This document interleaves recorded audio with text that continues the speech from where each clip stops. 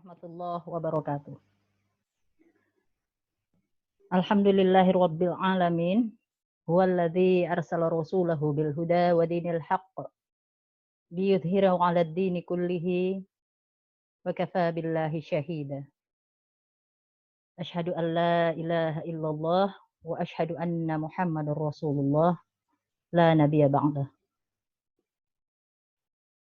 Alhamdulillah, segala puji bagi Allah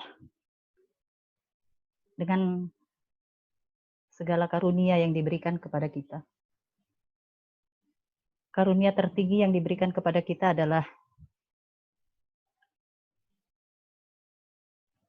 dihadirkannya Rasulullah di dalam kehidupan kita.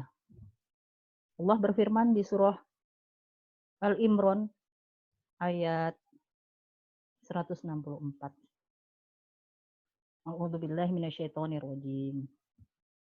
Laqad manallahu 'alal mu'minina idz ba'atsa fihim rasulan min anfusihim yatlu 'alaihim ayatihi wa yuzakkihim wa yu'allimuhumul kitaba wal hikmah wa in kanu min qablu lafi dhalalin mubin. Sungguh Allah telah memberi karunia pada orang-orang beriman ketika Allah mengutus Rasul Muhammad di tengah-tengah mereka dari kalangan mereka sendiri yang membacakan kepada mereka ayat-ayatnya, menyucikan jiwa mereka, dan mengajarkan kepada mereka kitab Al-Quran dan hikmah atau sunnah. Dan meskipun sebelumnya mereka benar-benar dalam kesesatan yang nyata. Jadi kehadiran Rasulullah di dunia ini adalah karunia terbesar. Sehingga wafatnya pun merupakan musibah terbesar. Walaupun pada materi saya ini menyebutkan wafatnya Rasul itu adalah salah satu penghibur bagi kita.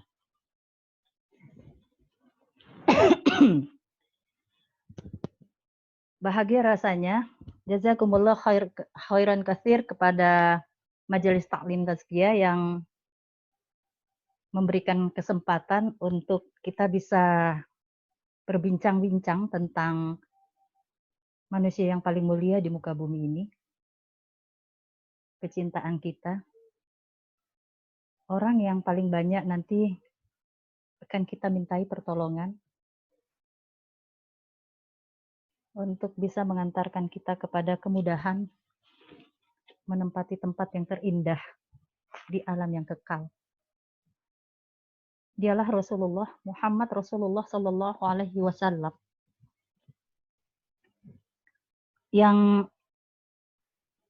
catatan hidupnya tidak pernah berhenti dicatat, dibahas, dikaji, diambil maknanya, diambil ibrohnya untuk perjalanan kehidupan manusia agar selamat di dunia dan mendapatkan balasan terbaik di akhirat.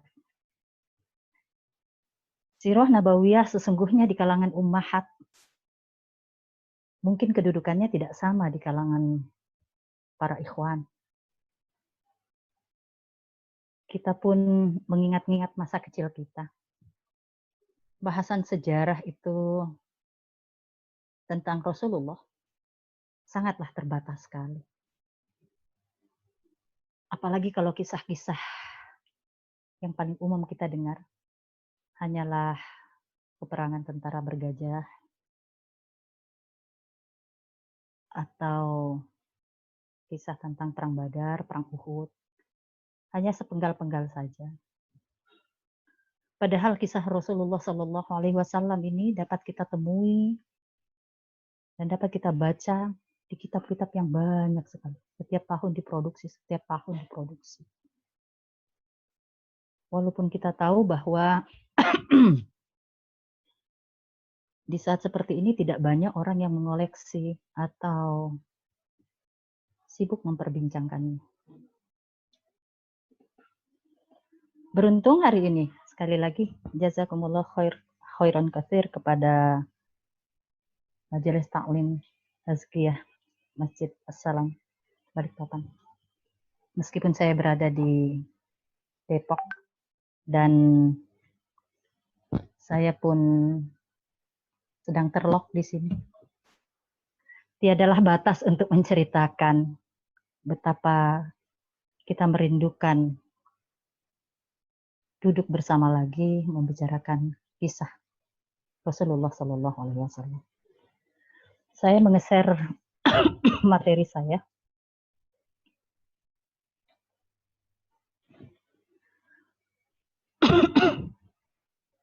Mohon maaf ya, suara saya keras.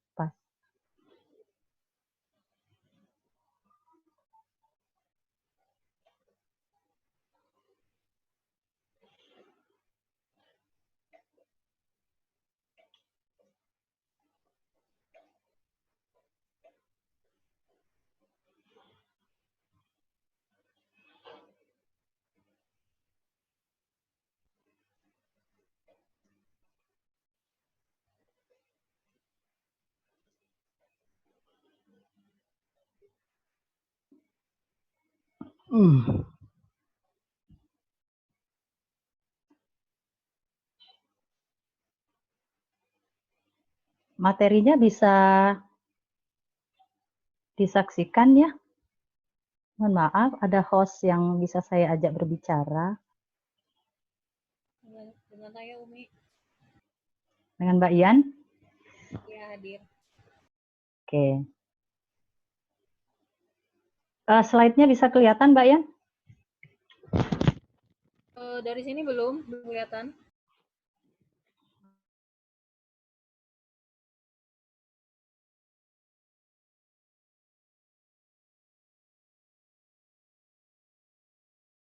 Yang sebenarnya menyenangkan ini materinya. Karena akan menjadikan kita semakin Sekarang sudah kelihatan, Umi. Tetapi dia masih dalam bentuk editan ya? Belum dalam slideshow? Belum, masih dalam bentuk print screen. Nah, sekarang sudah. Oke. Usia produktif umat dalam perspektif Sirah Nabawiyah. Bahasan yang tidak biasa karena membahas tematik. Tematik tapi bersifat menyeluruh. Dan karenanya memang membicarakannya ini paling asik di dalam ruang diskusi yang panjang dan lama. Karena tetap pun seperti ini akan membahas 63 tahun kehidupan beliau.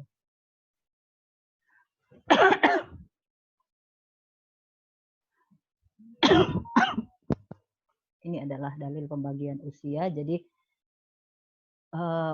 usia produktif itu kita bicarakan. Sebelum kita bicara lebih jauh, kita akan membahas dulu yang mana sih sebenarnya usia produktif itu. Di dalam surah Ghafir ayat ke-67, surah ke-4 ayat ke-67, ada dalil pembagian usia. Huwallazi khalaqakum min turabin tsumma min nutfatin tsumma min 'alaqatin tsumma yukhrijukum tiflan tsumma litabalughu ashuddakum tsumma litakunu syuyukhan.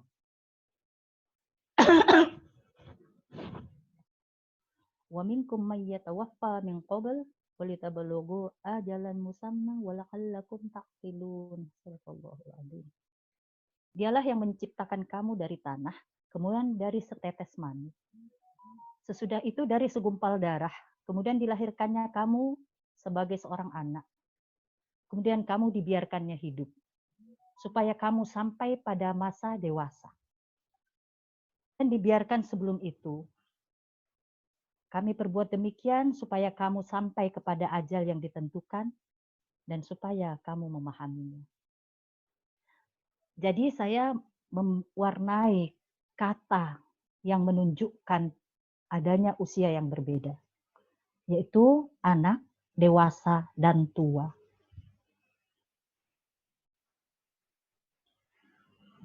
Kapankah usia dewasa itu?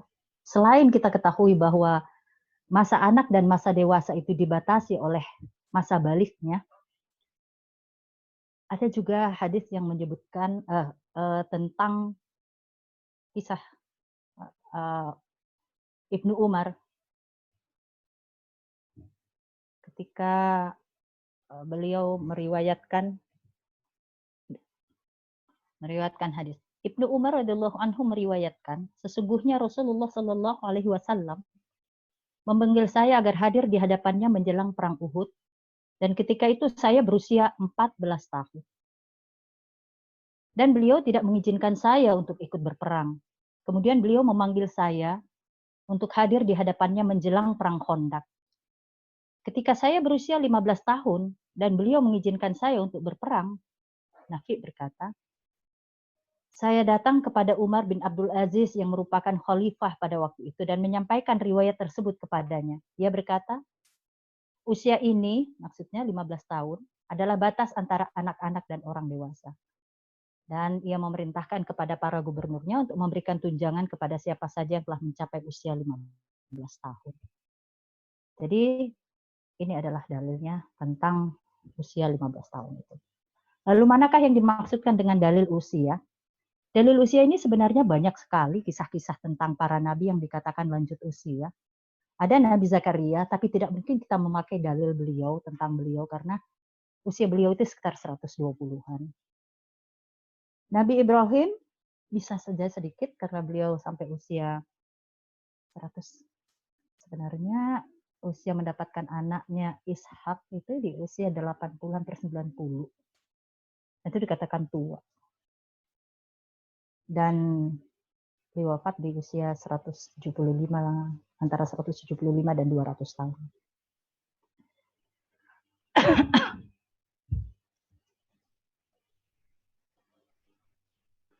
Dari Abu Hurairah radhiyallahu anhu, dia berkata bahwa Rasulullah bersabda, umur umatku berkisar antara 60 sampai 70 tahun dan sedikit yang melewatinya. A'maru ummati ma baina sittina ila sab'ina wa aqalluhum may yajuzu dzalik. Jadi 60 sampai 70 tahun rentang itu. Cuma sedikit yang melewatinya. Apakah kita bisa mencapai umur ini ataukah kita melewatinya? Wallahu a'lam. Kesimpulan tentang usia bahwa batasan usia dewasa adalah usia yang berada di antara usia anak dan usia tua. Itu kesimpulannya. Bagaimana rentang usianya? Itu adalah mulai dari usia 15 tahun atau balik. Kalau balik kan kita nggak pakai usia lagi ya, otomatis langsung masuk. Karena ia termasuk dalam mukallaf atau dia kena hukum taklif, hukum orang dewasa. 15 tahun sampai 60 tahun atau sampai 70 tahun. Batasannya. Sedangkan secara umum di Indonesia itu dikatakan 15 sampai 64 tahun. Walaupun dalam masa pensiun itu kita dibatasi sampai 56 tahun. Sisanya itu adalah masa pensiun, masa duduk-duduk di rumah, ataukah masa menimang cucu, bermain bersama, yang ringan-ringan saja di usia itu. Untuk mengetahui usia, untuk mengetahui produktivitas usia yang dianggap produktif, maka kita harus menganalisis dari apa saja yang dibuat, apa saja yang dilakukan. Contoh begini, seseorang untuk masuk ke dalam sebuah perusahaan dan dia dapat pekerjaan, karena yang dikatakan usia produktif itu adalah usia yang menghasilkan sesuatu dan berdaya guna. Sehingga ia mendapatkan posisi untuk diberikan kompensasi karena pekerjaan dan kedudukan yang diperolehnya. Seseorang melamar menggunakan ijazah akademisnya, lalu diterima, lalu dilihat pekerjaannya, diukur pekerjaannya, kemudian diberikan penghargaan atas pekerjaan itu. Saya bisa menyebutnya bahwa ada input, lalu ada proses, ada output, dan ada outcomes. Input itu adalah apa yang dibawa, modal apa, modal dalam dirinya, bekal dalam dirinya, apa yang dia bisa bawa. Kemudian dia melewati sebuah proses, kalau Rasulullah melewati peristiwa-peristiwa. Lalu apa output atau hasil secara pribadi? dan apa kemanfaatan dari apa yang dikerjakan oleh orang tersebut yang dinilai. Maka jika ia tidak memiliki produktivitas, maka ia tidak dikatakan produktif. Judul ini adalah bagaimana usia produktif umat.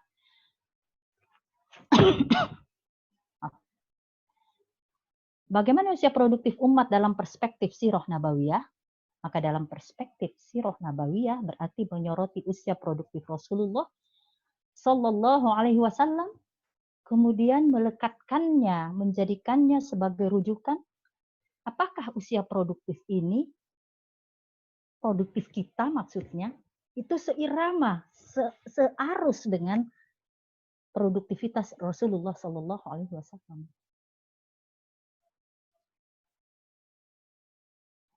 Bagaimana kita menganalisis? Maka kita akan menganalisis produktif atau tidak produktif melalui periodisasi kehidupan Rasulullah Sallallahu Alaihi Wasallam.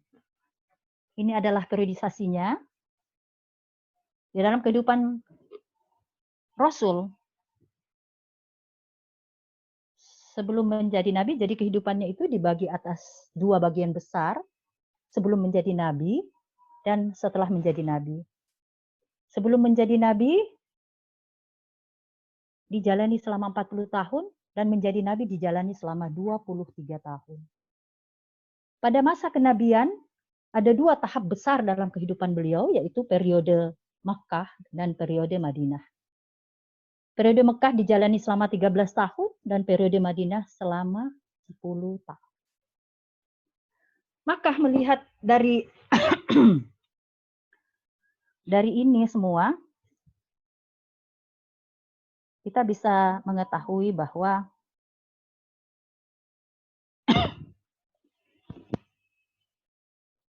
mengukur atau menganalisis periodisasi kehidupan produktivitas Rasulullah di usianya itu adalah dari 15 tahun sampai dengan beliau wafat.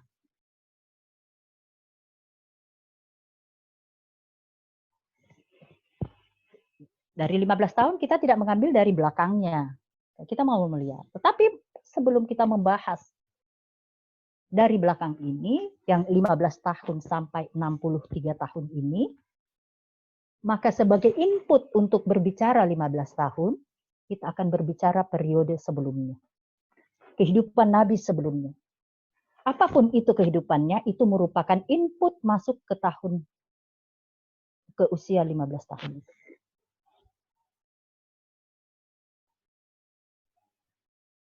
Usia produktif periode pra-Rasul. Inputnya apa? Yang pertama kita lihat bahwa di usia 0 sampai 4 tahun, masa kecil beliau di Banu Sa'ad. Fisik yang sehat dan jiwa yang bersih dan kemampuan berbahasa. Kita tidak akan banyak menceritakan masa di sana itu, tetapi kesimpulan yang kita bisa dapat bahwa dengan hidup di kampung Banu Sa'ad, di desa Banu Sa'ad yang bersih, udaranya bersih, airnya jernih, tentu pemenuhan gizi, kesehatan beliau itu sangat menunjang sekali. Maka ini kita bisa lihat bagaimana kemampuan fisik Rasul yang terlatih di usia ini. Ketika Rasul melakukan ziarah ke Madinah, ke makam ayahnya dan bertemu para sanak saudaranya di Bani Najjar. Itu perjalanan yang jauh bagi seorang anak yang umur 6 tahun dibawa ke sana. Tapi fisik Rasul memungkinkan untuk dibawa ke sana. Dan beliau sehat. Bahkan ketika di sana beliau belajar berenang, beliau mendapatkan sebagai pemenangnya. Di usia 6 sampai 8, usia 8 sampai 14, di usia 6 sampai 8 diasuh oleh kakeknya. Dari sana ia mendapatkan pengenalan terhadap Arab Badui dan tokoh-tokoh Quraisy. Jadi yang kita bicarakan ini adalah baru modal. Modal Rasul untuk dilihat di usia produktifnya. Jadi memang membahasakan usia 15 tahun, kok bisa produktif gitu? Harus ada modal. Harus ada modal yang dibawa dari sebelumnya. Maka pembentukan Rasul sebelum 15 tahun ini penting sekali. Dan inilah adalah kesimpulan-kesimpulan yang kita dapatkan di dalam masa usia itu. Usia 8 sampai 14 tahun, sebenarnya Rasul itu menggembala sampai umur 21 tahun. Ada masa 12 tahun beliau pergi berdagang, walaupun itu hanya tidak terjadi perdagangan yang real, tapi beliau sudah ikut di dalam mempersiapkan barang dagangan itu dan melihat bagaimana orang mempersiapkan perdagangan yang membutuhkan perjalanan yang jauh. Di usia 8 sampai 14 beliau menggembala, dan apa yang dijadikan modal input untuk digunakan di dalam peristiwa di tahun akan datang setelah itu adalah beliau memiliki pengalaman menggembala. Beliau melatih diri dengan objek dakwah yang secara verbal tidak bisa diajak berbicara. Jadi Rasul itu dalam dakwahnya beliau memiliki tingkatan-tingkatan latihan menghadapi objek dakwah. Ketika beliau masih 6 sampai 8, beliau mengenal Arab Badui dan tokoh Quraisy, belum kontrak. Baru mengenal karakter. Jadi dia tahu bagaimana kehidupan di kampung dan kehidupan di kota. Karakter orang-orangnya. Kemudian naik, dia menjalani masa menggembala dan diajar untuk melayani. Para nabi semua adalah penggembala. Dan Rasul pun adalah penggembala. Dan penggembala itu, ini hakikat penggembalaan ini luar biasa. Membentuk para nabi. Bersifat melayani. Paling tinggi adalah pelayanan. Lalu di usia 12 tahun, beliau kemudian sudah mengenal rute ke Syam. Karena kan perjalanan onta itu pelan-pelan ya. Perjalanan onta yang pelan-pelan itu, ia melihat secara geografis. Dari Makkah ke Syam, dari Makkah ke Busra, itu secara geografis dia udah tahu alamnya bagaimana yang dia lalui. Kita sendiri kan merasa terheran-heran ketika kita berjalan dari Makkah ke Madinah, padahal itu menggunakan bis yang ada AC-nya. Lalu kita melihat, sungguh, ini bukan orang biasa. Memang orang-orang yang ada di Jazirah Arab itu orang-orang yang keras kehidupannya. Dan Rasul telah melihat semua. Dan dia memiliki tanda-tanda kenabian. Jadi ini adalah inputnya. Kemudian satu lagi, beliau ditidurkan ketika ingin mendengar pesta jahiliyah. Maka beliau terpelihara dari pergaulan jahiliyah. Jadi kita bisa melihat input ini. Apakah anak-anak kita ini berada pada input seperti ini? Kalau kita melihat diri kita sendiri, mungkin kita tidak bisa lagi menjadikannya rujukan. Ini kita jadikan rujukan. Apakah anak-anak kita bermodal sekarang ini yang seperti ini? Baik. Kemudian peristiwa apa saja yang dijalani di usia 15 sampai 40 tahun? Karena tadi kita menganalisis produktivitas. Yang namanya produktivitas itu ada input, lalu proses apa yang dia jalani. Modalnya di input tadi. Ada perang Fijar selama 4 tahun, 15, 16, 17, 18. Ada Hilful Fudul. Perang Fijar adalah perang yang dilakukan, perang yang terjadi di masa Rasul belum menjadi nabi. Ini perang-perang terbuka dan Rasul melihat bagaimana perang terbuka itu. Jadi Rasul ikut ke peperangan ini berani seperti ini karena ada tadi modal yang dipakai tadi itu. Modal fisik, modal empati. Karena memelihara seekor kambing nggak mungkin kalau nggak ada itu. Ada Hilful Fudul, di usia 19 tahun, beliau mengikuti sebuah kesepakatan kelompok, bisa diistilahkan sebagai sebuah kelompok kebenaran. Kemudian ada masa berdagang, beliau berdagang dimulai di usia 22 tahun yang real.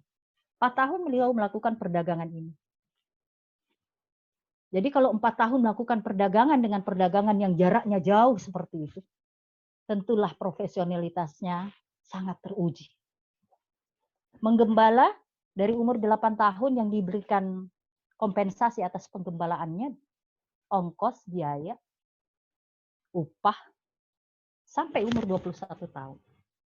Dan itu pun tentu menjadi sangat mahir dalam berdagang. Lalu di usia 25 tahun, beliau berkeluarga. Saya menyebutnya berkhadijah untuk mengingatkan bahwa di sini beliau menikah dengan Khadijah. Berkumpul dengan seseorang yang usianya jauh lebih tua, kemudian memiliki kedudukan yang mulia di mata kaumnya, seseorang yang sangat kaya. Masa berkhadijah ini adalah melatih Rasul untuk memimpin dalam komunitas yang lebih kecil. Sebelum beliau menjadi nanti sebagai seseorang yang memimpin kaum muslimin. Jadi ada dulu komunitas kecil diajarkan bertahap Rasul ini. Dalam berdagang beliau dilatih objek dakwah untuk bertemu dengan orang-orang yang berbeda dan memenangkan pertemuan itu. Kenapa dikatakan memenangkan pertemuan itu? Dari sisi keuntungan yang diperolehnya. Di berkhadijah, beliau berlatih bertanggung jawab terhadap komunitas yang lebih kecil. Komunikasi tersulit salah satunya adalah komunikasi dengan suami istri. Bertemunya besar, ketika besar baru bertemu, perbedaan paham, perbedaan wawasan, perbedaan cara pandang, itu menjadikan tingkat komunikasi itu jauh lebih sulit. Lebih sulit dengan berdagang. Kemudian di masa usia Rasul 35 tahun ada renovasi Ka'bah. Renovasi Ka'bah ini sebuah peristiwa yang luar biasa ya, mengantarkan Rasulullah kepada satu posisi yang tidak bisa dipungkiri, bahwa tokoh-tokoh Quraisy sangat mempercayai Rasul. Dengan menyelesaikan masalah peletakan Hajar Aswad, ini adalah menyelesaikan masalah paling besar yang ada pada saat itu. Karena jika tidak, seluruh kabilah sudah siap untuk menumpahkan darah.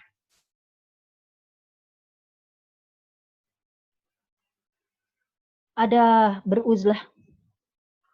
Beruzlah adalah masa beliau bertafakur. Selesai urusan dengan seluruh manusia. Di masa renovasi Ka'bah itu. Karena seluruh tokoh-tokoh mempercayakan. Kami menganggap bahwa itu adalah masa selesainya Rasul dengan manusia. Dan Rasul kemudian naik pada kedudukan yang lebih untuk memahami ada apa dengan dunia ini.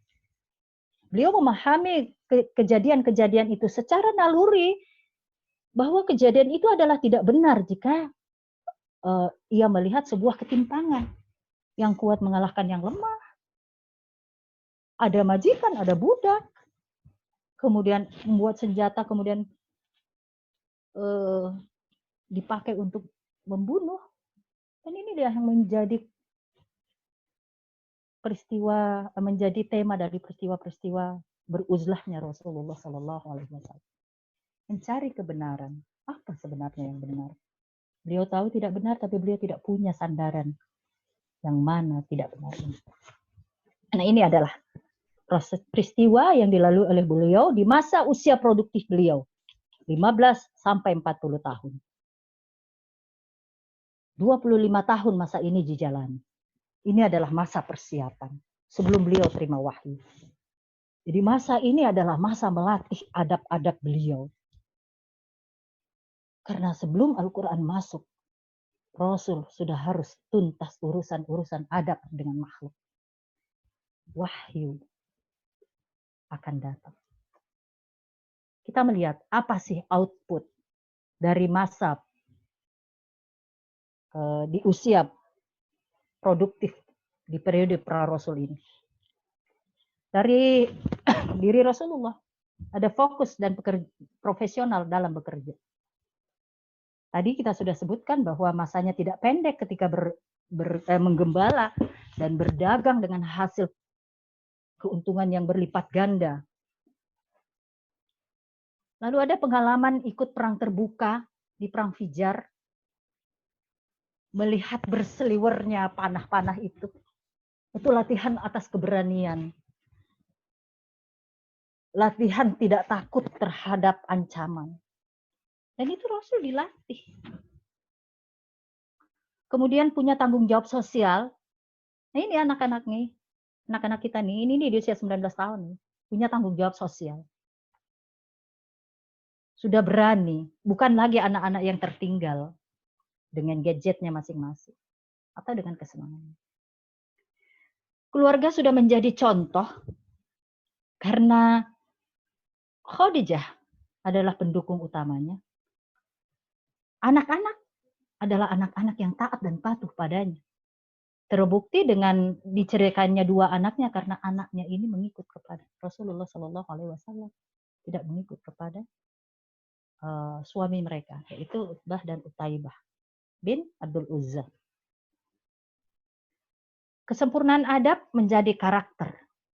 Kenapa saya mengatakan kesempurnaan adab menjadi karakter? Karena waktu beliau muncul di Babus Salam, di pintu salam di dekat sofa, di saat berkumpulnya tokoh-tokoh Quraisy menentukan kira-kira siapa yang datang ini. Dan Masya Allah, muncul sosok Rasulullah Sallallahu Alaihi Wasallam disambut dengan perkataan, ya saya setuju dia Al-Amin, ya saya setuju dia Al-Amin. Labelisasi Al-Amin bukan muncul hanya pada saat itu. Gak mungkin riwayat itu, kalimat itu terlontar tanpa ada riwayat di belakangnya yang panjang tentang adab-adab Rasulullah Sallallahu Alaihi Wasallam. Lalu kontemplasi masa depan umat. Inilah seorang pemimpin. Naluri kepemimpinannya berjalan. Ada apa dengan dirinya? Ada apa dengan umat? Ini output pada diri Rasul. Ini outputnya. Ba'da 40 tahun ini. Akan masuk kepada gerbang yang sebenarnya, kehidupan real yang sebenarnya. Yaitu kehidupan dengan wahyu.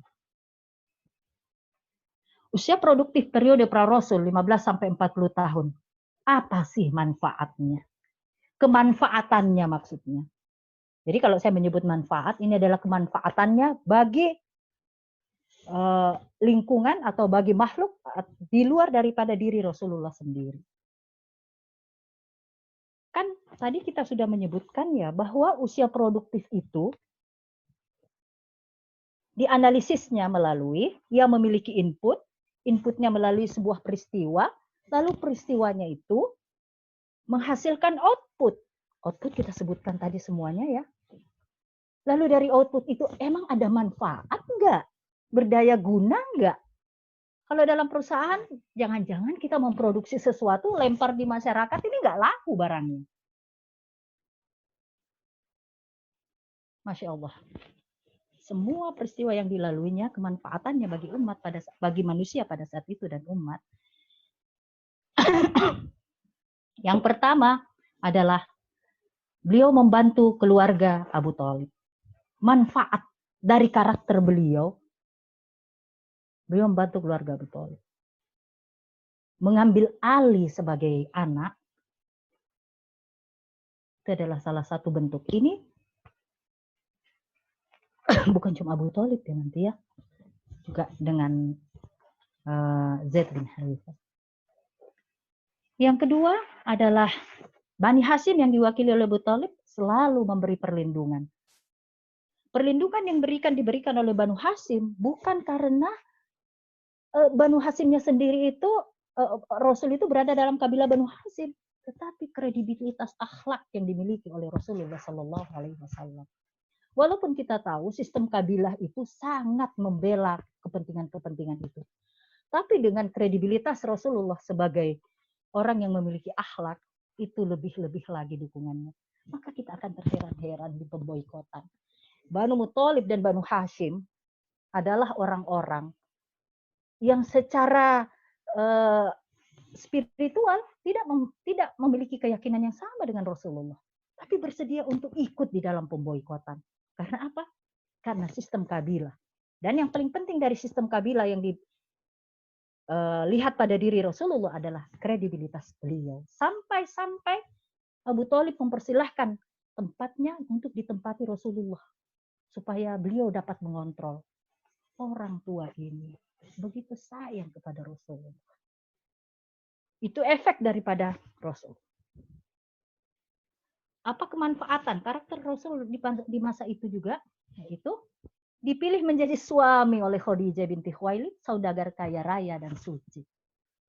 Dipilih menjadi suami. Saya mendengar dari Ustadz Nuzul, kalau saya tidak salah ya, bahwa Abu Jahal itu pernah tertarik kepada Khadijah dan ditolak oleh Khadijah. Karena kenapa? Karena Khadijah dipersiapkan oleh Allah untuk makhluk yang paling mulia. Karenanya Khadijah sebelum menjadi istri Rasulullah, ya sudah dipersiapkan, disucikan oleh Allah dan mendapat gelar At-Thahir. Yang keempat, kemanfaatan usia produktif memberi keuntungan berlipat ganda bagi Khadijah. Ini adalah standar kesejahteraan dunia. Kalau dunia melihat, kalau kita menilai usia produktif Rasulullah Shallallahu Alaihi Wasallam di usia ini, inilah standar keduniawiannya, memberikan hasil yang berlipat ganda. Yang kelima adalah kualitas kepribadiannya membuat beliau dipilih menjadi penyelesai masalah. Kepribadian kita sudah bahas. Dan yang keenam adalah menjadi kepala rumah tangga yang dicintai dan dihormati. Manfaat di usia 15 sampai 40 tahun. Peristiwa yang dilaluinya lalu ini manfaatnya. Bagaimana dengan usia 41, 40 ketika menerima wahyu sampai dengan 52 tahun. Kita lihat. Yang pertama adalah ini input. Jadi waktu menganalisis selalulah berujung menyandarkan kepada alurnya. Yaitu satu harus ada input. Yang kedua nanti ada peristiwa yang dilalui atau proses. Yang ketiga nanti ada output, hasil dari proses. Dan yang keempat adalah manfaat yang didaya gunakan dari output. Maka yang pertama adalah kekuatan fisik, kecerdasan akal, dan strategi dibangun dengan bekerja secara profesional. Itu intelektualitasnya. Usia 15 sampai dengan 25 tahun. Ini inputnya. Usia 25 sampai 37, beliau mendapatkan dukungan moral dan material dari keluarga.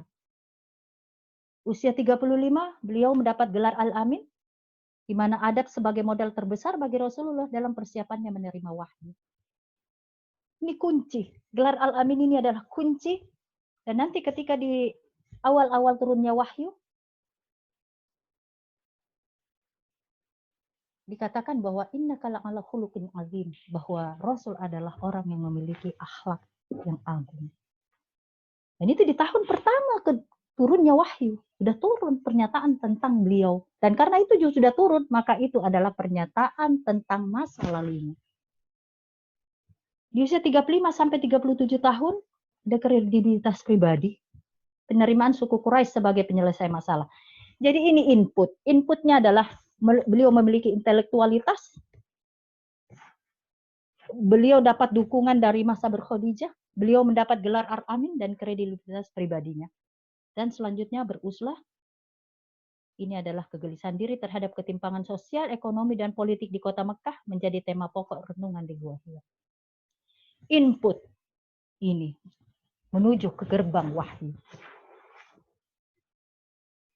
Mari kita lihat peristiwa yang dialami oleh beliau di usia produktif 40 sampai 52 tahun. Turunnya wahyu. Sebuah peristiwa yang paling besar, sangat besar. Dakwah sirriyah di usia 40 sampai 42 tahun, kita ketahui ini belum ada konfrontasi yang tajam antara Rasul dengan kaum kafir Quraisy. Pada masa ini adalah masa tahap yang soft, tahapnya sangat lembut, sangat tertata. Lalu ada dakwah jahriyah ditandai dengan adanya seruan di Bukit Sofa, dan karena seruan inilah maka ada imbas akibat seruan itu. Di masa 43 sampai 49 tahun ini teror, intimidasi, di sana ada pemboikotan, di sana ada tahun berduka. Walaupun di sana juga ada pertolongan berupa masuk Islamnya Hamzah dan Umar. Kemudian di akhir periode Makkah ini, di masa 3 tahun terakhir, di usia 50, 51, 52, di usia 50 ini ada Isra Mi'raj, sebuah persembahan hiburan dari Allah yang tidak mungkin, saya katakan tidak mungkin bisa diberikan oleh makhluk setelah Rasulullah melalui masa-masa berat. 3 tahun pemboikotan ditambah dengan 1 tahun masa tahun berduka. Maka layak menerima penghargaan, menjalani, berjalan-jalan, bukan sekedar wisata, perjalanan. Rihlatulillah. Rihlatulillah ini karena melihat alam jagat raya dan akhirnya bertemu dengan Allah. Di masa tahun itu, beliau benar-benar mendapatkan rezeki yang luar biasa. Perjalanan ke dunia, ke angkasa. Kemudian bertemu dengan 6 orang penduduk Yathrib dan menikah dengan 2 orang, 1 janda dan 1 gadis. Komplit hadiahnya. Ini bukan menu sederhana, menu yang tidak bisa disajikan oleh manusia. Akibat kesabaran, ketaatan Rasulullah atas tugas menjalankan risalah. Di usia 51 tahun ada Baiat Aqobah. Baiat Aqobah 1 merupakan baiat individual. Baiat integritas diri. Dan kemudian di tahun ke-52, di usia ke-52, beliau menjalani Baiat Aqobah 2. Sebuah komitmen dari orang-orang yang tidak pernah mengenal Rasul sebelumnya. Lalu datang, lalu diberi hidayah oleh Allah. Kemudian mereka menyatakan kesetiaan kepada Rasulullah Sallallahu Alaihi Wasallam. Dan ini merupakan baiat kubro, perjanjian yang paling besar. Dan menurut saya ini adalah baiat jamaah. Jadi integritas diri dibawa naik untuk bisa melakukan integritas jamaah.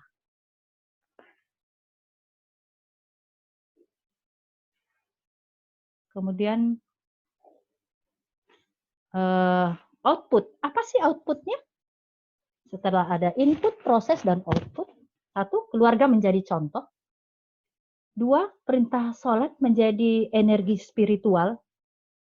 Keluarganya menjadi contoh ya. Di saat ini kan semua keluarganya ini turun ya. Para sahabat-sahabat juga itu dengan keluarganya.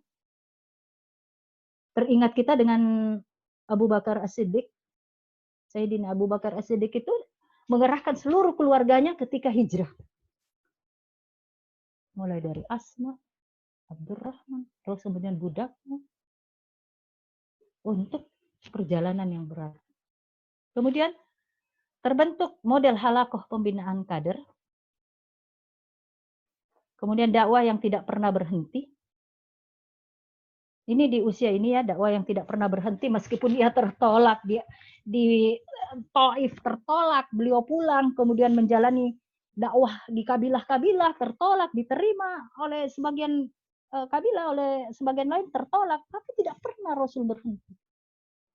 Dan Masya Allah, perjalanan ke Taif adalah perjalanan dakwah yang real. Dan saya melihat sendiri bagaimana rumitnya perjalanan itu. Sampai di Taif, tertolak dan berlari. Diceritakan sampai sejauh 7 mil beliau berlari. Dengan kontur alam yang pendakiannya, mendaki jalannya. Teman-teman sempat lihat, dan bila melihat akan menangisi diri yang menjalani dakwah, jika menjalani dakwah dengan setengah hati. Terlatih menahan derita. Udah mentalnya luar biasa. Di boikot selama 3 tahun. Persangkaan daripada tokoh-tokoh Quraisy. Bahwa Rasul tidak mungkin menghadapinya. Kemudian beliau kontemplasi masa depan umat. Jadi ini adalah outputnya. Lalu usia produktif, maaf ini di periode Mekah ya, bukan periode pra-Rasul, tulisannya masih ada salah. Apa sih manfaatnya? Satu, dakwah di Yathrib menyebabkan hampir di setiap rumah terdapat kaum muslimin. Misi dakwah yang dibawa oleh 6 orang, kemudian ada 12 orang lagi, 7 orang datang, kemudian ada 12 orang datang, dan akhirnya di Yathrib dengan diutusnya duta Islam, Mus'ab bin Umair, kemudian Abdullah bin Ibnu Maktum, itu datang ke sana memberikan pencerahan-pencerahan, dan Yathrib atau Madinah menjadi sebuah tempat yang bersiap menerima Rasulullah. Semakin banyak tokoh-tokoh yang menyatakan keislamannya. Yang paling muncul daripada kemanfaatan di tahun periode Makkah ini adalah Islamnya Hamzah dan Umar. Pada saat beliau berdua masuk ke dalam Islam, maka Islam bisa menunjukkan jati dirinya. Bisa sholat di depan Ka'bah dengan terang-terangan. Gak lagi seperti dulu. Lalu runtuhnya sistem kabilah karena hijrah kaum muslimin. Sistem kabilah itu tidak pernah ada cerita bahwa jika pemimpinnya A, dia B. Tidak pernah. Selalu A dan A. Tapi ketika hijrah kaum muslimin, itu menunjukkan, ingatlah Ayyas dari Bani Makhzum. Tapi karena dia akalin oleh Abu Jahal sehingga dia tidak jadi berangkat. Dia telah Abu Salamah berpisah dengan istrinya Ummu Salamah.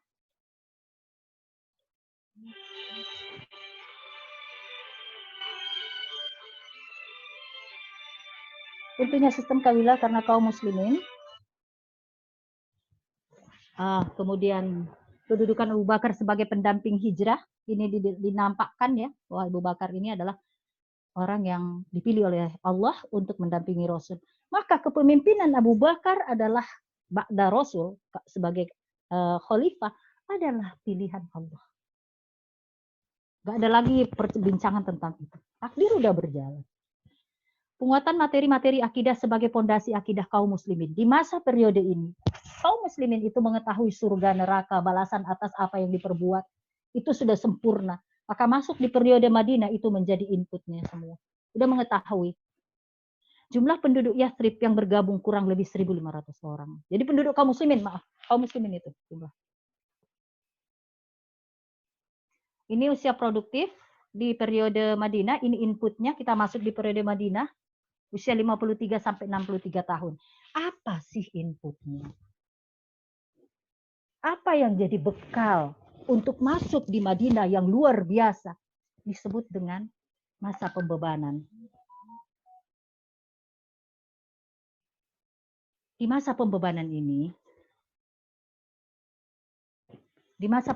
ini, Rasulullah benar-benar menjalani sebuah perjalanan hidup yang begitu padat, dimampatkan 10 tahun dengan 8 tahun dengan 27 peperangan.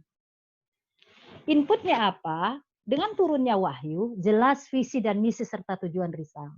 Ingatlah kita bahwa ketika Utbah bin Rabi'ah itu datang berdialog dengan Rasul untuk menawarkan macam-macam kesenangan kepada Rasulullah. Rasulullah tidak bergeming.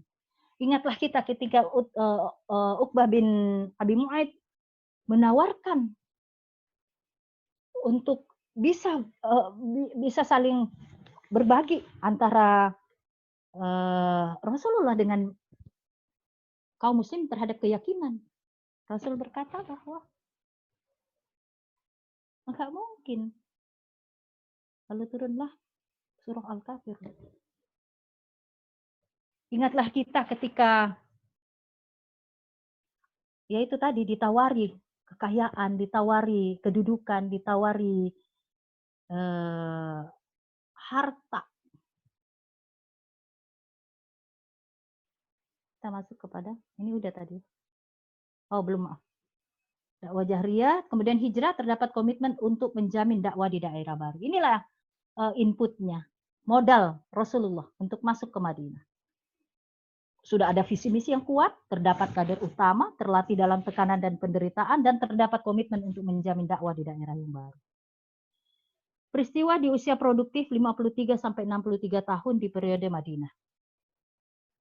Membangun masyarakat baru 53 dan 54 sebagian ya di situ. Membangun masyarakat baru ini pondasinya dimulai dari pembangunan Masjid Nabawi, adanya persaudaraan antara kaum muhajirin, kaum muslimin, ada muhajirin dengan ansor, ada muhajirin dan muhajirin. Kemudian adanya piagam Madinah, adanya pembangunan pasar, lalu adanya sensus. Di usia 54 tahun sampai dengan 58 tahun, ini adalah mengokohkan dakwah. Awalnya saya menyebutnya adalah sebagai perang defensif, pertahanan diri. Akhirnya saya mengganti dengan kata-kata mengokohkan dakwah. Melalui peperangan-peperangan itu, dakwah dikokohkan. 54 ini tahun kedua, ketiga, keempat, kelima. Ya ada 3 perang besar di dalamnya. Ada perang Badar, ada perang Uhud, ada perang Khandaq. Kemudian di tahun ke-6 Hijriah di usia 58 dan 59, 6 dan 7 ini diplomasi. Perjanjian Hudaybiyah mengawalinya. Lalu ada perang Khaybar, korespondensi ke raja-raja, itu adalah tahun-tahun diplomasi. Dan sungguh luar biasa memahaminya, tapi kita tidak sedang membedahnya saat ini. Di tahun ke-50 usia Rasul 59 di perang Khaybar di tahun ke-7, saya menamakannya dengan menggencarkan dakwah. Biasanya saya menamakannya dengan perang ofensif, di mana Rasul keluar dari Madinah untuk melakukan pembersihan terhadap orang-orang yang dulu melakukan penyerangan kepada Madinah. Ini di tahun ke-7, 8, dan 9. Tahun ke-8 adalah tahun paling ramai peperangan itu. Ada perang Mu'tah, ada Fatu Makkah, ada perang Hunain, ada perang Taif. Dan di tahun ke usia Rasul 61 tahun itu masih perang. Nah, ini usia-usia ini usia apakah teman-teman sudah berada di usia ini, ataukah ini usia ibu-ibu kita, orang tua kita? Kalau kita berada pada usia ini, maka lihatlah, atau suami kita berada pada usia ini, maka lihatlah apa yang dikerjakan.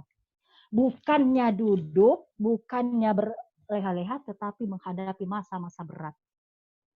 Lalu di tahun ke-61, usia Rasul 61 dan 62, di tahun ke-9 dan tahun ke-10 Hijriah, di saat tahun perutusan, walaupun di sini ada perang Tabuk. Dan perang Tabuk tidak menghasilkan peperangan yang langsung, karena Romawi tidak jadi hadir di dalam peperangan. Di masa inilah peradaban tercapai.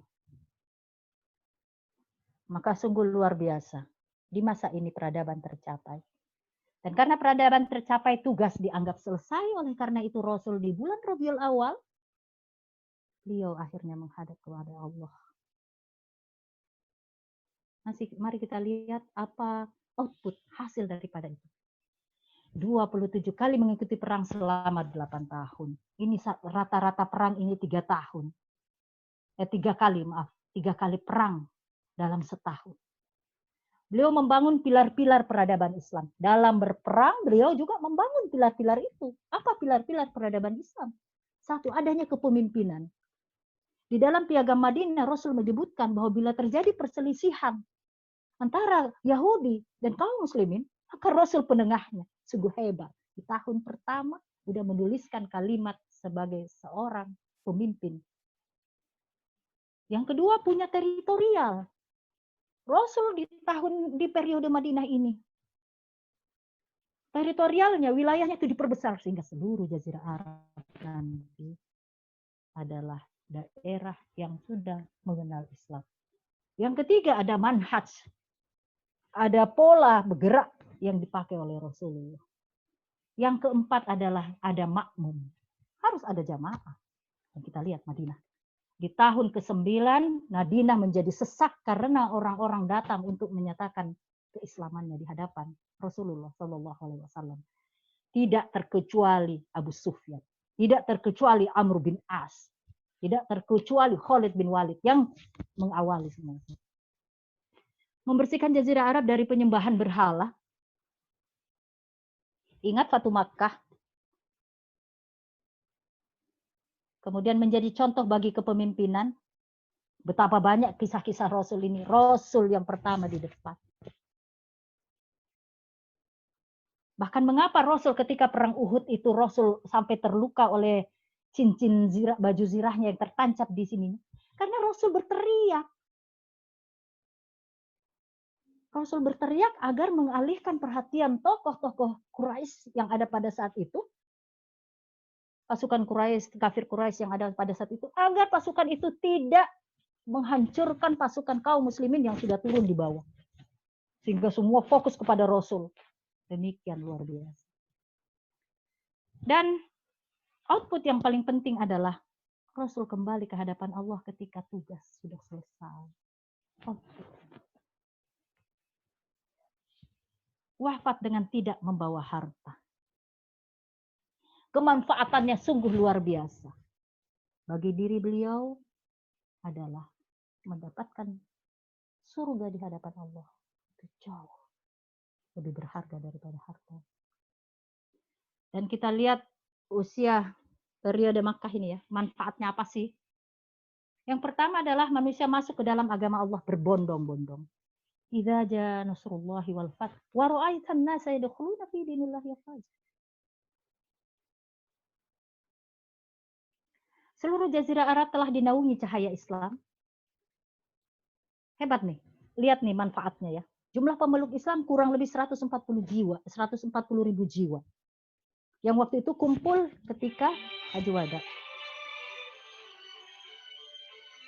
Jadi ini usia produktif di periode Makkah.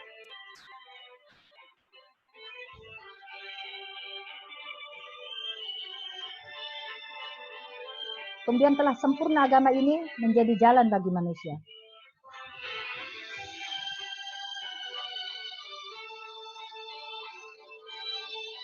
Lalu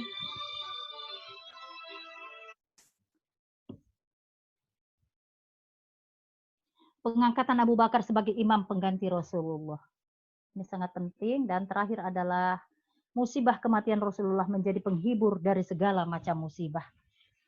Saya ingin memberikan satu hadis Rasulullah Shallallahu Alaihi Wasallam berkenaan dengan itu. Setelah akhirnya nanti ya. Apa kesimpulan yang kita bisa ambil? Bahwa berhentinya wahyu dan risalah bukan berarti dakwah telah berhenti. Karena terjadi peralihan kepemimpinan dan dunia belum kiamat. Mengetahui usia produktif ini memacu kita untuk meningkatkan standar kualitas ibadah dan kerja kita. Usia produktif ini menjadi rujukan bagi umat untuk mengikuti atau ittiba kepadanya. Perilaku ittiba merupakan bentuk kecintaan kepada Allah. Qul in kuntum tuhibbunallah fattabi'uni yuhibbukumullah wa yaghfir lakum dzunubakum wallahu ghafurur rahim. Dan peradaban tercapai berarti tugas pun selesai, lalu kembali kepada Allah. Seolah-olah seseorang itu diberikan amanah untuk membawa sebuah surat, dan ketika sudah sampai, pulanglah. Demikian Rasulullah Sallallahu Alaihi Wasallam. Apa tantangan modern kalau kita merefleksikan ini semua? Dimundurkannya batas waktu antara fase kanak-kanak dan dewasa. Di dunia sekarang ini, tantangan modern. Anak-anak pada hari ini belum dianggap dewasa sebelum ia mencapai usia 20 tahun. Padahal kita lihat tadi, bagaimana Rasul di usia 20 tahun itu. Ia sudah mengambil bagian daripada urusan-urusan sosial. Masa-masa di antara balik dan usia sekitar 20 tahun disebut sebagai masa transisi atau biasa dikenal sebagai masa remaja. Sebuah periode pertumbuhan yang dahulunya tidak ada. Tidak ada. Kamu anak-anak, kamu sudah dewasa. Anak-anak tidak ikut perang, yang dewasa boleh perang. 14 dan 15 tahun aja bedanya. 1 tahun. Usia produktif kadang terlalu cepat masuk di dalam kotak lansia, sehingga tidak sehingga tingkat kebergantungan hidup semakin besar. Inilah tantangan modern. Antara masa kanak-kanak yang ditoleransinya itu dipanjangkan dengan antara masa tua yang dipendekkan. Rasulullah Shallallahu Alaihi Wasallam tidak mengalami masa lansia dan beliau wafat di usia 63 tahun. Di usia yang sangat. Jadi produktivitas beliau memang saat berhentinya itu memang karena tugas selesai. Bukan karena lansia, tunggu gitu, enggak. Bagaimana refleksi diri kita setelah mengetahui begitu produktifnya Rasulullah Shallallahu Alaihi Wasallam? Maka pelajari sirahnya, jalankan sunnah. Demikian teman-teman semua. Karena waktu untuk membicarakan Rasul ini tidak pernah cukup dan selalu menjadi cerita yang paling indah. Selalu mengingatkan tentang makhluk mulia ini. Saya tadi berjanji untuk membahas mengapa dikatakan musibah tentang kematian Rasulullah adalah sebagai penghibur. Rasulullah bersabda, "Wahai manusia, siapa saja di antara kalian atau orang-orang beriman yang mendapatkan musibah, hendaknya ia terhibur dengan musibahnya. Denganku dari musibah yang menimpanya dengan selainku. Sesungguhnya tidak seorang pun dari umatku yang tertimpa musibah setelahku lebih dahsyat dari musibahku." Abu Bakar apabila menghibur seseorang di antara yang diucapkannya adalah, jadi Sayyidina Abu Bakar kalau pergi ke orang untuk menghibur seseorang, beliau berkata, "Ingatlah saat kehilangan Rasulullah, niscaya musibah yang menimpamu itu kecil dan Allah akan memberikan pahala yang besar." Bukankah kita berulang-ulang menonton kisah tentang Rasulullah wafat? Selalu saja air mata itu berderai-derai, merasakan.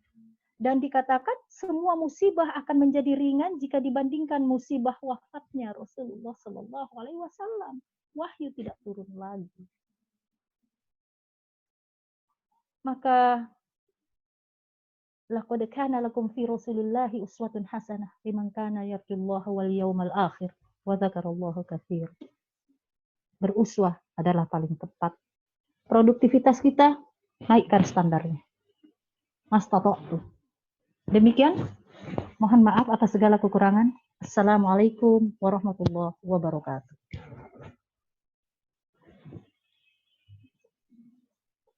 Saya kembalikan kepada materi. Ya, kepada hostnya siapa? Saya Umi, saya kembalikan kepada MC.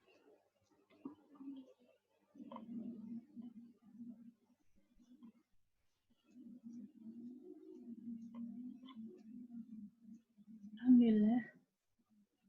Jazakallah khairan Umi atas pemaparannya. Bagi umat yang ingin bertanya, silakan.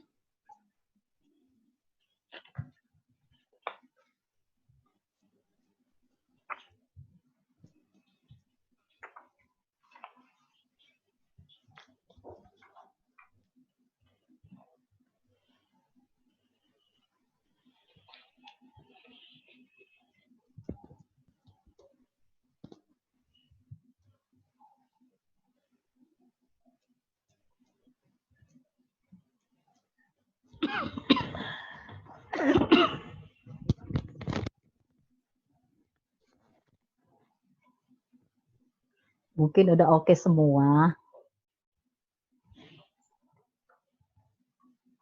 Saya ingin menitipkan sesuatu kepada teman-teman.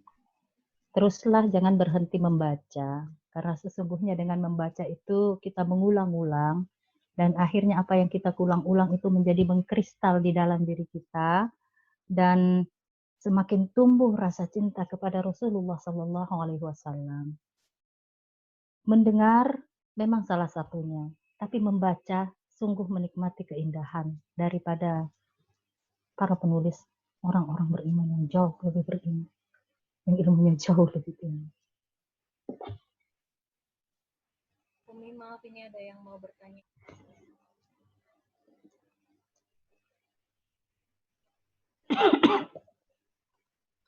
Silakan Mbak Dini. Assalamualaikum Umi. Waalaikumsalam ya Ustazah Dini. Mi mau tanya Mi. Ya Mbak. Jadi ketika ada anak muda itu menjemput usia pernikahannya ternyata itu lebih muda dari usia pernikahan Rasul, apakah anak muda ini dikatakan bisa dikatakan lebih matang dari Rasul atau seperti apa Mi? Jelaslah tidak lebih matang dari Rasul. Itu jawaban pertamanya. Tidak ada yang lebih matang daripada Rasulullah. Rasulullah Shallallahu Alaihi Wasallam adalah makhluk yang standarnya menjadi contoh. Dan tidak ada manusia yang bisa mendekati contohnya. Baik, bagaimana kalau ia ingin menikah dengan menikah muda? Rasul sebenarnya telah memberikan sebuah gambaran-gambaran yang jelas bahwa sebelum Rasul menikah, Rasul telah memiliki pekerjaan. Kasih contoh adiknya. Rasul telah memiliki pekerjaan. Dan pekerjaannya ini bukan pekerjaan yang biasa karena dirintisnya dari beliau masih muda sekali. Apa maksudnya? Bahwa kelak tanggung jawab maisha itu tidak menjadi problem. Tidak menjadi masalah bagi dirinya. Jadi pastikan anak-anaknya siap menjalani itu semua. Yang kedua adalah, kalau ia menikah pada periode sekarang ini, dan sudah meminta untuk menikah, dan memang ia layak untuk menikah, nikahkan. Jangan pandang usianya, karena sekarang, maksud saya, jangan terlalu ekstrim dengan usia itu. Karena dunia sekarang ini, mau tidak mau, anak-anak itu jauh lebih mudah mendapatkan apa yang tidak layak ia dapatkan. Kita tidak tahu. Ruang berbicara mereka tidak dapat di rumah, tapi ia dapat dari obrolan teman-temannya. Dan ketika itu sudah terbuka semua bagian daripada sesuatu yang tidak boleh, belum saatnya dia dapatkan, dan dia udah dapatkan, dan itu merubah perilakunya, maka pakai tahap-tahapnya. Apabila dia tidak bisa berpuasa, atau dia tidak diberikan kesibukan, dan sebagainya, maka nikahkan.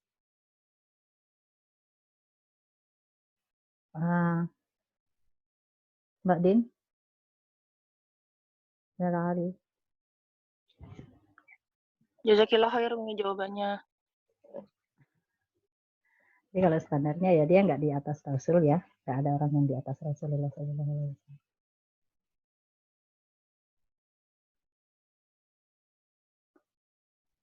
Waktunya udah selesai ya. Masih ada?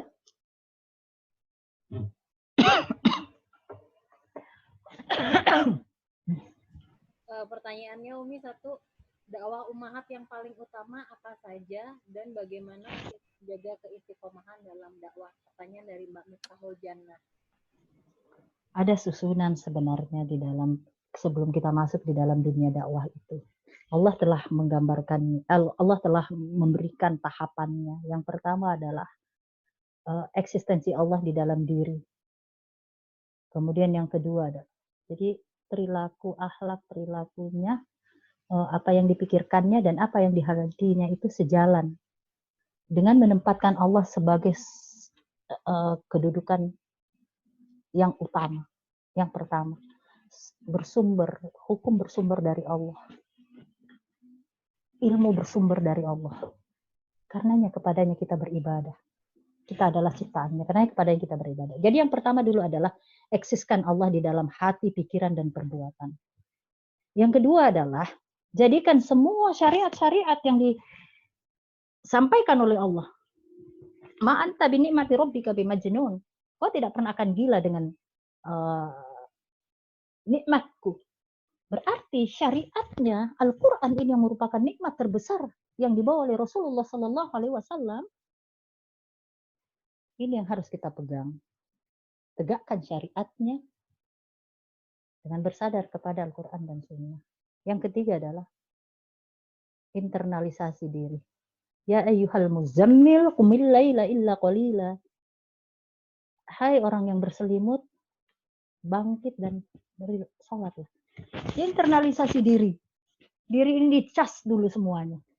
Jadi tahap-tahapnya eksistensi Allah, syariat Allah, lalu suntik diri kita ini dengan antibodi. Kayak penyerangan terhadap corona. Corona itu kan menyerang antibodi kita. Dan orang yang antibodinya lemah, itu yang agak berat menjalaninya. Seperti itu pula, sebelum kita masuk ke dalam kum fa'anzir, bangkit dan berilah peringatan, atau dengan kata lain itu dakwah. Maka internalisasi diri dalam sholat lail, zikrullah, dan tartil Quran, itu sudah menjadi karakter di dalam diri kita. Baru masuk kepada misi dakwah. Apa sih dakwah itu? Ya ayyuhal muddatsir, hai orang yang berselimut, diselimuti oleh kepentingan-kepentingan. Dia tertidur oleh asiknya tidak memandang umat, bagaimana kepentingan-kepentingan umat ini diangkat. Maka dibangunkan, ya ayyuhal muddatsir, qum fa'anzir, bangkit dan beri peringatan. Wa rabbaka fakabbir, dan Tuhanmu agungkanlah. Apa prioritas utama dakwah ummahat adalah wa rabbaka fakabbir, dan Tuhanmu agungkanlah. Urusan dengan Tuhan dulu ini harus selesai. Urusan dengan Allah Subhanahu wa taala ini harus selesai. Tidak zon terhadap Allah. Bahkan zon terhadap Allah itu ketika amanah-amanah dakwah diberikan kepada kita, kita menyangka kitalah penyelesai masalahnya, padahal ada Allah di situ. Akan memberikan segala jaminannya, akan memberikan jalan yang lurus, akan memberikan cara kita menyampaikan, akan mengatur mad'u kita yang mana. Jadi, rabbaka fakabbir, wa thiyabaka fatahhir, dan pakaianmu bersihkanlah. Maka ummahat, pakaianmu ini maksudnya anggota keluarga loh ya. Kalau pergerakan anggota jamaah. Ini harus dijadikan sebagai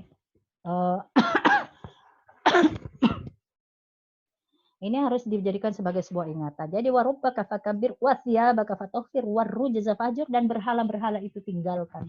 Bahkan uang itu pun bisa menjadi berhala-berhala kita yang kita sembah.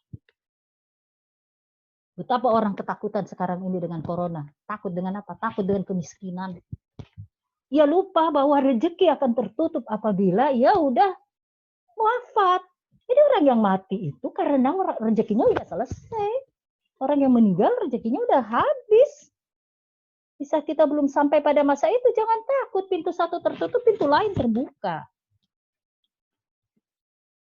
Satu aja bintang kita diberikan oleh Allah kayak apa, sedangkan bintang itu jumlahnya lebih besar daripada, lebih banyak daripada pasir di lautan. Jadi urutan-urutannya gitu dulu. Kita dalam apa bekal dakwah kita ini dulu itu tadi internalisasi ke belakang. Ada Al-Muzammil, ada Al-Qalam, dan ada Al-Alaq. Lalu kita masuk kepada yang namanya Al-Mudaththir. Surah keempat. Surah keempat ini kesuksesannya akan dilihat apakah kita bisa dijadikan model atau enggak. Untuk ummahat sama dengan untuk ikhwan. Apa yang prioritas? Prioritas adalah hubungannya dengan Allah. Karena inilah yang menjadi sebuah sandungan paling besar di dalam kafir Quraisy adalah berhala, menyandingkan antara Allah dengan berhala. Gak masuk akal. Dan ada orang tidak dimasukkan akalnya hal-hal yang logik. Dan na'udzubillah min dzalik. Jadi begitu Mbak. Kalaupun secara individual bisa melihat kekurangannya sendiri apa. Tapi kalau secara besar makro, maka yang kita lakukan adalah warabbaka fakabbir wa thiyabaka fatahhir warrujza fahjur wala tamnun tastakthir. Dan ketika kamu jangan meminta, jangan pamrih gitu ketika kamu berada dalam jalan dakwah. Wali rabbika fasbir, dan kepada Tuhanmu bersabarlah. Semua apa yang diberikan ini bersabarlah. Sabar saja. Mohon maaf atas segala kekurangan yang saya sampaikan. Saya pun senang membicarakan ini karena saya belajar. Dan saya bukanlah yang berlebih di antara teman-teman semua, karena saya senang ada forum belajar buat saya. Demikian, Mbak.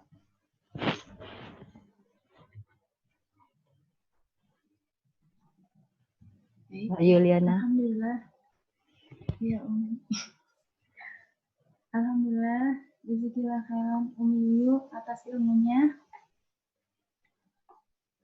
Demikian pemaparan yang telah disampaikan oleh Umi Yuyu. Semoga yang telah disampaikan dapat bermanfaat untuk kita dan dapat menambah wawasan serta ilmu kita dan dapat diamalkan dalam kehidupan sehari-hari. Mbak Yul, Ya, bila ada teman yang membutuhkan materinya, nanti saya share ke Mbak Mila. iya, bisa Alhamdulillah. Atau Mbak Dini. Iya, bisa. Ya, mari kita tutup majelis ini dengan doa kafaratul majelis. Subhanakallahumma wa bihamdik asyhadu an la ilaha illa anta astaghfiruka wa atubu ilaik. Wabillahi taufiq wal hidayah. Wassalamualaikum warahmatullahi wabarakatuh. Waalaikumsalam warahmatullahi wabarakatuh. Nah,